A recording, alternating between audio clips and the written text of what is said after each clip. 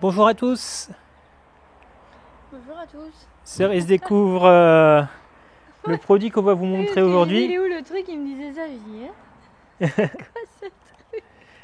On va vous montrer deux produits aujourd'hui, donc pour éviter les fuites de gaz, pas les prévenir mais pour les détecter. Le premier, c'est un détecteur de gaz qui se branche sur le 12 volts dans le camping-car. Lui, on l'a acheté nous-mêmes sur un site bien connu de camping-caristes, et celui-là, il nous a été proposé par du coup la marque Toptes. Donc c'est un produit qui coûte 80 € avec notre réduction. Donc vous aurez un lien dans la description qui vous amène sur Amazon, où vous pouvez acheter du coup avec c'est moins 10%. Et l'autre, vous pouvez le trouver facilement en tapant détecteur de gaz camping-car sur Google, et vous le verrez. Donc c'est parti. Bonjour et bienvenue sur notre chaîne 100% nomade. Et ouais, ça c'est moi, Loïc. Et c'est vrai, je suis Red Dingue de Cerise. Coucou, et c'est moi Cerise. Et toi, qu'est-ce que tu racontes? Mais non, c'est moi qui t'aime de tout mon cœur. Bon, on s'aime, alors partons ensemble à travers le monde en camping-car. Youhou! Allez, c'est parti. On va d'abord parler de celui-là du coup. Bah, vu que tu es dans les mains, allez, c'est... Bah oui. Donc, Alors, c'est un détecteur de gaz qui fonctionne sur batterie avec une recharge en USB. Alors, qu'est-ce qu'il a comme particularité? On peut choisir donc la sensibilité. Alors déjà, bon, il est léger. il est très léger. Quand on l'allume, hop, ça fait un bruit. Il faut attendre 30 secondes dans un endroit où on est sûr qu'il n'y a pas de gaz pour la calibration de l'appareil. Il y a exactement la même chose sur le détecteur stationnaire, celui qu'on a acheté à 35 €. Mhm.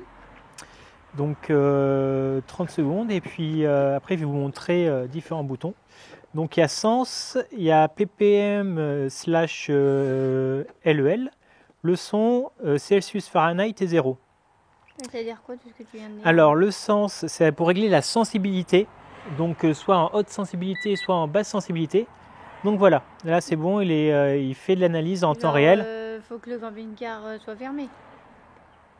Non, si tu as une fuite de gaz, tu peux le regarder soit au niveau du général, mais le mieux c'est quand même de se rapprocher des tuyaux si on a un doute. Oui. On le passe Ah, au niveau des d'accord. raccords, etc. C'est pour les personnes qui n'auraient pas l'autre truc. Oui, ou en complément des deux, quoi. En complément, Ouais. les deux peuvent se complémenter. Oui, oui, tout à fait. Ok.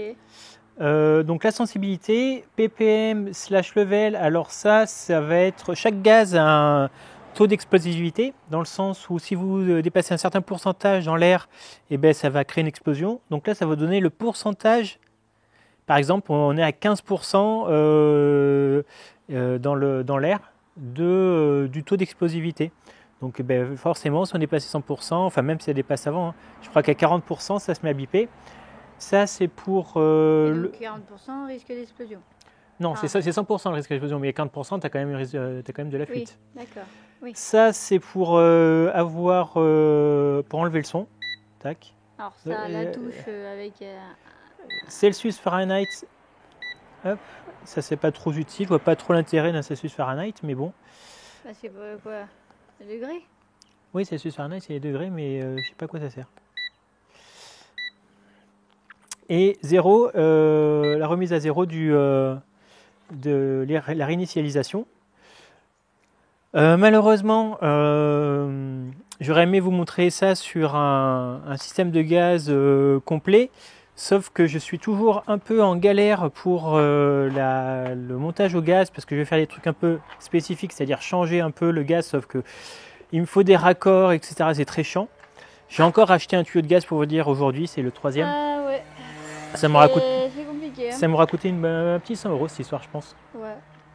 On va faire tout simple, hein. Là, j'ai pris un briquet bic et on va voir si ça fonctionne. Donc, je le remets à 0. Tac. Tu veux que je tienne la caméra? Non, ça va aller, non. Donc, Il faut bien que quelqu'un fasse le gaz. alors l'écran est pas super lumineux, mais bon, dans un camping-car, ça va faire. Oui, voilà, là on est dehors, on voit rien. Si, moi je vois, il est marqué 000. Ça va. Vas-y, prends le briquet, Namour, et puis mets-le à proximité. Et tu mets que le rouge, pas le... Bah là, on est dans l'air, donc ça va Ouais. pas... Vas-y, ici. Ah, si ça augmente. Voilà. Donc là, il y a une alerte. On a Ah ouais. dépassé les niveaux de gaz. Et si je suis un peu plus loin? Bon. Bah là, avec le vent... Avec le vent. Bah, attends, on peut... Ouais. Voilà, si je vois que ça bouge, hein, on est à 0,41, 0,19. Là, on est retourné à 0. Il y a une certaine... faut attendre quelques secondes pour... non, mais on est trop loin là. Ouais. Ouais. Et puis avec le vent, si ça a bougé, on est monté 0,1, 0,2. Quand même, ça détecte un peu de loin, même avec le vent. Donc voilà, donc ça, si vous avez un doute sur votre installation, bon, c'est Ouais, pas, c'est pas mal ça. c'est quand même pas donné 80 €, mais Attends, quand pour sauver ta vie, si tu pars. Pour ceux qui partent juste en vacances avec leur camping-car et qui veulent le checker juste avant, tu vois, bah, au moins ils allument leur gaz, enfin ils ouvrent les vannes de gaz et puis ils regardent au niveau des tuyaux. C'est quand même pas mal. 80 € pour sauver tout ton camping-car et ta vie, c'est vrai. c'est rien. Vu comme ça, c'est sûr. Ah ben, moi je le vois plus toujours en positif. En plus, c'est pratique. Voilà. Après, faudrait voir par rapport à l'installation dans les camping-cars si ça c'est assez long. Tu vois, au niveau des tuyaux. Ouais, il y a 50 cm. 50 cm de longueur. Donc bon, en plus c'est très malléable. Donc tu peux le mettre dans les conduits qui sont assez pénibles dans le... Toi-même tu sais, dans le camping-car. Donc si, ça va. Franchement, après pour des nomades comme nous à plein temps, bon, vu qu'on a déjà l'autre qui devrait faire son taf normalement, bah ça peut être un complément quand par exemple Loïc, bah, justement, il refait toute la tuyauterie du gaz et tout. Là, oui, ça peut être vraiment utile. Là, une fois que j'aurai installé mes tuyaux de gaz, j'essaierai quoi. On va tester, puis on vous montrera dans la vidéo de l'installation du gaz. Là, on pourra vous faire une vraie démonstration. Mais bon, ça sera à 0, donc du coup... Mais j'espère bien. J'espère bien que ça sera à 0. Et du coup, on a acheté autre chose qui a été installé il y a quelques jours. Alors, c'est le bordel. Hop. Cerise adore là en ce moment. Hop. Oui, je peux pas grimper dans la mezzanine.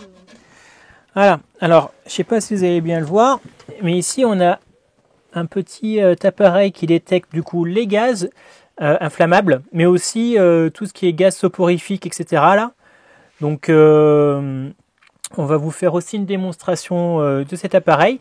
Alors je l'ai déjà montré sur Instagram, hein, pour ceux qui ne le savent pas, on a aussi un compte Instagram qui s'appelle les Gypsy Fox. Ouais, et là c'est tous les jours, on vous donne des nouvelles de où on est, du coup ça arrive en avance. Enfin où on est, on en est dans les travaux, oui. Oui, on en est dans les travaux, oui. On va bientôt partir, Inch'Allah. Ouais, dans 10 jours. Franchement, là on est bien, hein. Franchement, la salle de bain, tac. La salle de bain, elle est finie presque. Il reste les joints à faire et tout. Bref, on s'emballe pas dans cette vidéo, mais ouais, franchement, dans 10 jours, allez, 2 semaines max, franchement, parce que je mettrai du temps à trier ou je sais pas quoi. Mais sinon... on est parti. Pour ça, il faut qu'on mette le camping-car sous tension.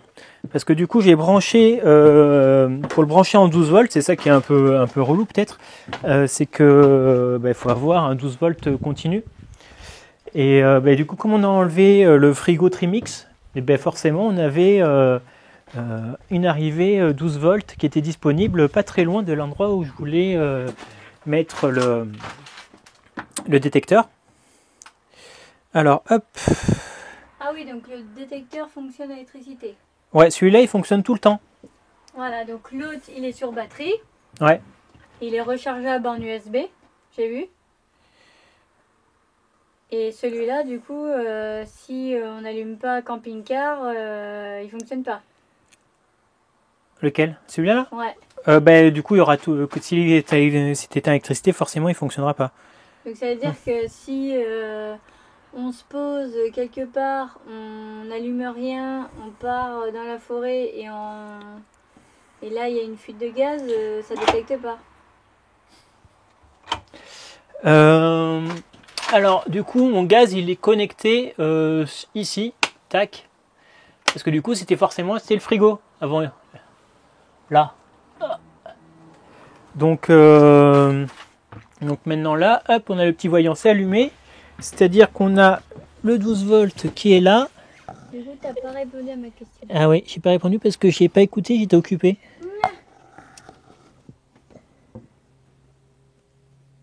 Hop. Voilà, donc là, le petit voyant vert, ici, hop, ça veut dire qu'il est en train de s'initialiser comme l'autre détecteur de gaz sur batterie. Donc là, ça va attendre un petit peu et après, ça va mettre un petit bip bip. Donc là, en fait, il se paramètre, il met ses compteurs à zéro, là, je sais pas comment dire ça. Et voilà. Donc j'ai choisi ici, évidemment, vous comprenez pourquoi. Donc ça, c'était mon ancienne arrivée de gaz pour le frigo. Et là, ça va partir en fait direction le groupe électrogène, mais je ne sais pas encore si ça fonctionne parce que je ne peux pas le connecter et je ne sais pas si le groupe électrogène peut fonctionner sur des pressions basses, c'est-à-dire de 30 millibars. Et ça, c'est la surprise. Et si ça ne marche pas, je l'aurai dans le baba. Ça rime. Ouais. Donc voilà. Donc ça continue toujours à se calibrer. T'as le briquet avec toi, Namo, pour... Tu l'avais il y a 2 secondes dans les mains. Elle est là. Tac. Bon, je couperai ça hein, si c'est trop long. Je sais plus combien de temps ça dure. Normalement, c'était pas trop long, mais voilà. Allez. Et voilà. De YouTube. Donc là, vous voyez, c'est en verre fixe. Tac, désolé pour ceux que ça donne la nausée. Maintenant, on va le tester. Alors, j'ai pas de gaz soporifique. J'ai tout utilisé l'année dernière, donc j'ai plus ça en stock. Hop.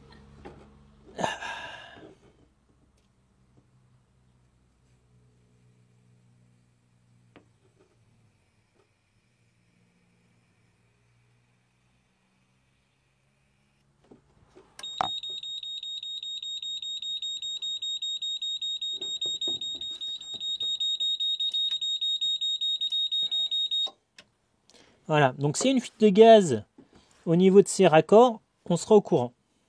Donc là, tu l'as mis au niveau des raccords principaux Oui. Pourquoi tu as fait ce choix-là de le mettre là? Parce que j'avais une arrivée 12 volts du camping-car. Ah oui, donc précisément. là, donc tant que le 12 volts est allumé dans le camping-car, c'est bon.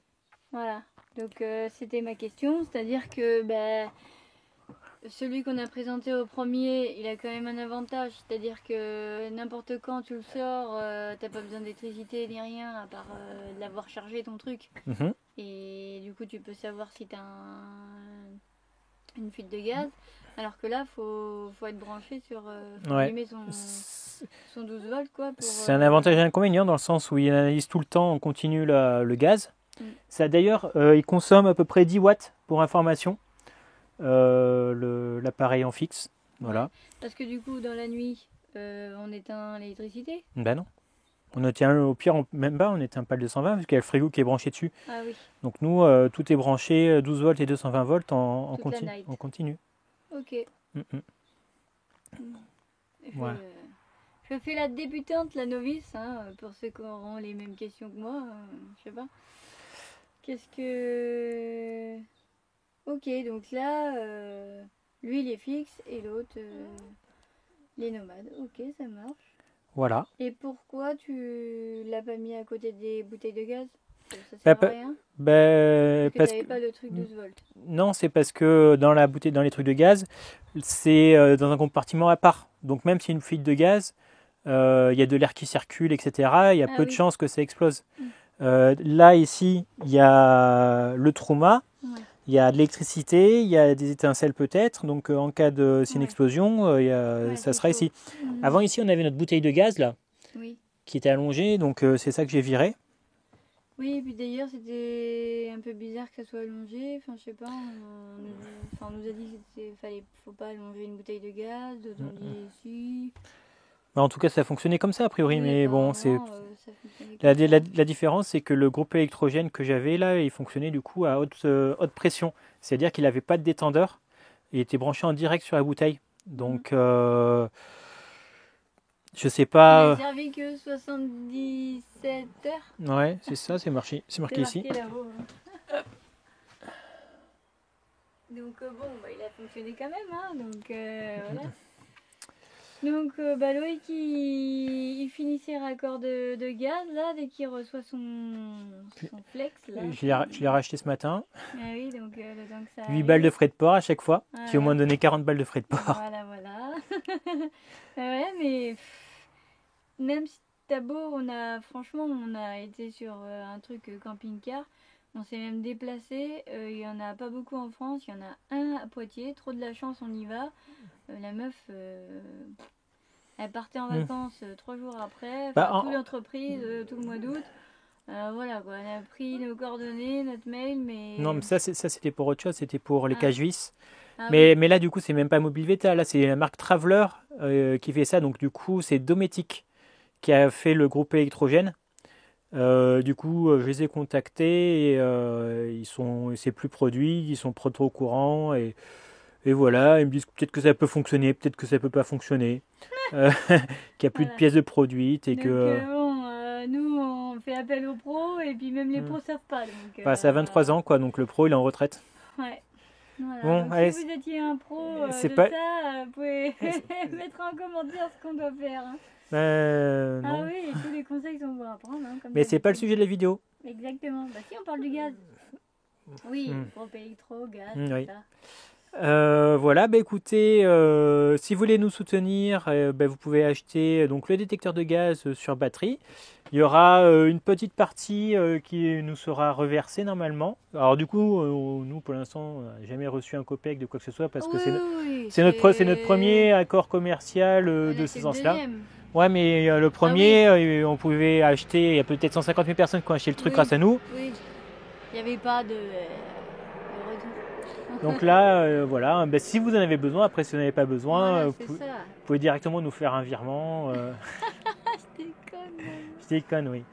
Voilà, si vous avez besoin, si vous trouvez le produit intéressant pour vous, c'est en description, avec du coup les 10% en promo. Non mais en vrai c'est trop cool de recevoir un produit et de le tester à chaque fois.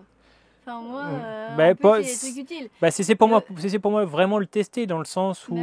c'est des trucs utiles. Oui, c'est des trucs utiles. C'est des trucs pas utiles, Loïc il vous montre pas le produit. Enfin, tout est utile, hein, si on peut aller comme ça. Non mais utile pour les nomades, tu vois, enfin... Truc précis quoi. Voilà, écoutez, à dimanche pour la prochaine vidéo et normalement vous allez voir... vous allez enfin voir la salle de la salle de bain, de la suite quoi. La salle de bain normalement ça sera check, hein, si tout va bien. Ah ouais. Dimanche normalement c'est check. Normalement c'est check dimanche pour la salle de bain. Ah là, la smile, tout ce que vous voulez et tout, je sais pas, on fait une miniature. Hello fût. Ah ouais, pas mal. Allez, gros bisous. Allez, bye bye.